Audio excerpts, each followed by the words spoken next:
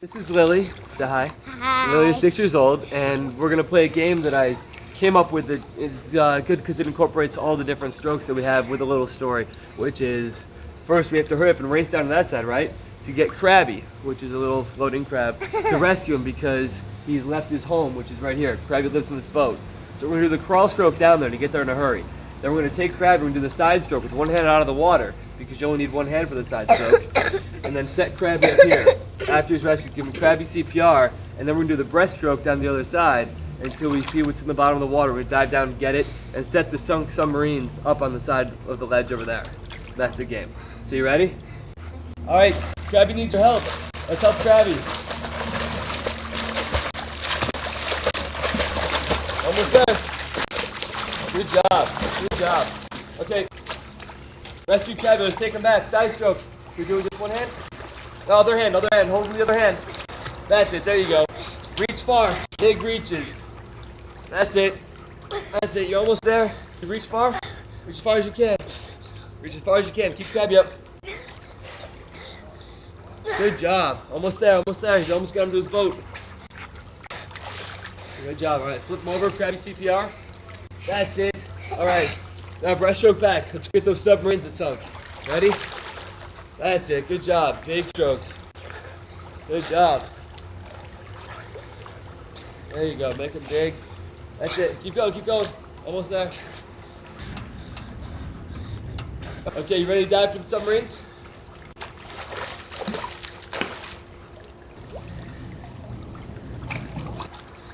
You find them? I have them use the breaststroke when they go down too, which is something I taught them.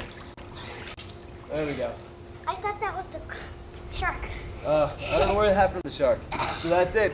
And Lily saved the day. Right?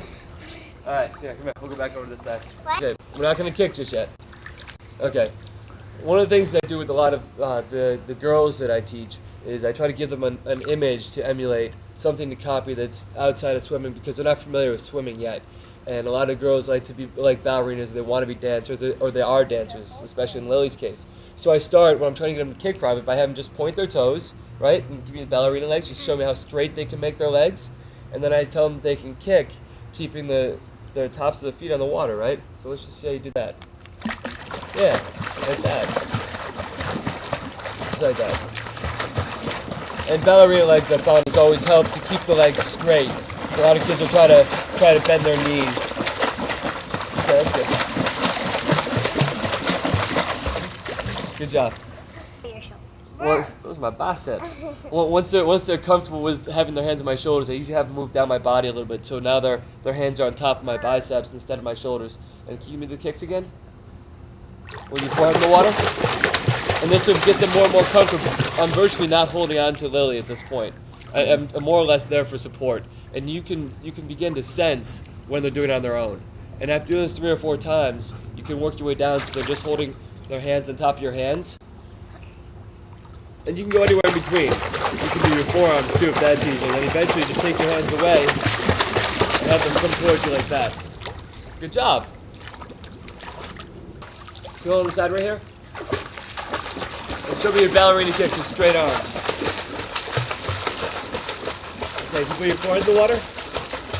There we go. Then I eventually moved to the kickboard where I put Krabby, this is Krabby right here, on the front, and I usually tell the kids that this is Krabby's boat. And this here is Krabby, and Krabby doesn't want to fall off his boat, of course, right? So what that'll do is it keeps their hands only resting on top of the kickboard, not putting too much pressure on, because what happens is when they start to depend on this, so they pull their arms in like this, that'll sink the kickboard and the crab will fall off. So this is a way to encourage the kids to keep their hands out straight in front of them and to put less pressure on that and keep most of their body weight floating on top of the water as opposed to resting on the kickboard. So, Lily, can we demonstrate that? Can you show us how you do it without letting Krabby fall off?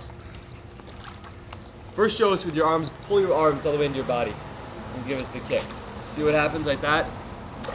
Now put your arms straight out in front of you. There we go. And that way the crab will stay on top of the board, as long as she's doing it properly. There we go. Ready? The main principles of diving that I try to teach is, first of all, keeping the head forward, just like we do when we're gliding in the water. and keeping the biceps over the ears like this, keeping the hands forward. And then we start on one knee just so the child can get a feel of falling into the water like that. Good job, Lily. And that'll give them the feeling of falling into the water the right way. Try it again. Now the next step I have the child move to is squatting, just like this. So they're still low, but they're getting the feeling of being up on their feet. So if you just get down, get your butt a little lower. There you go. You can reach forward, reach as far forward. There we go. I have them try to reach forward because a lot of kids will end up doing a somersault in the water. When they're really low like this, they roll forward. Eventually they'll start rolling over once they get more confidence. So I try to have them reach a little further out. And then, you ready? Yeah. This will be the last one. You're gonna get it. Okay, now you can stand up for this one, a little higher. But they still have their knees a little further, bent like that. Then lean forward and try to make a circle in the water, right? And reach over that little leaf. Try to reach for over that little leaf. There we go. Good job. It was a somersault into water. Okay. Okay. Once the child is confident enough to do it on their own without any guidance from me, I usually try to put my arm here and have them reach for over my arm. Try to get their whole body over my arm, including their legs. That forces them to arch their body. There we go. That was a good dive.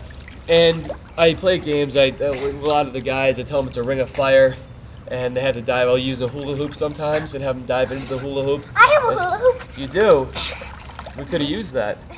I have them dive through the hoop, or tell them that whatever games you can come up with. I usually use a ring of fire, or that my arm's on fire and you have to get your whole body over it, that kind of thing.